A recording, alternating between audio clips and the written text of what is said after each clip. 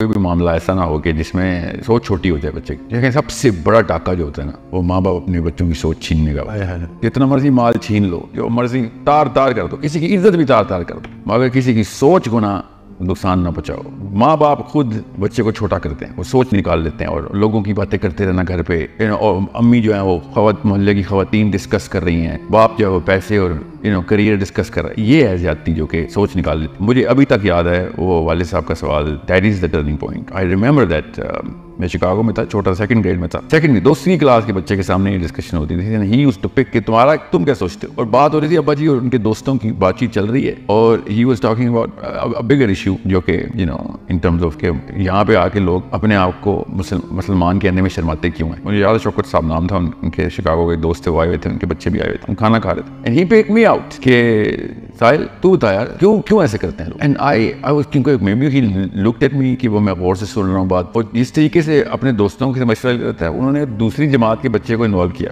میں اس کو سوچتا تھا کوئی ایسا کوئی تکا ہی مارا ہوگا میں نے, مجھے تو نہیں یاد میں نے کیا بات کی اس وقت, اس طریقے کی کوئی وزنی بات کی ہو, مگر وہ اتنا وزنی سوال میرے پہ جو ڈالا گیا اس سے وہ دماغ پھیل گیا تھا اس وقت. اتنے وزن سے نا دماغ پھیل گیا لٹرلی. اور اس کے بعد وہاں سے پھر پودے اگتے ہیں, پھر زمین جو ہے نا اس کو ہموار کر دی اس سوال نے.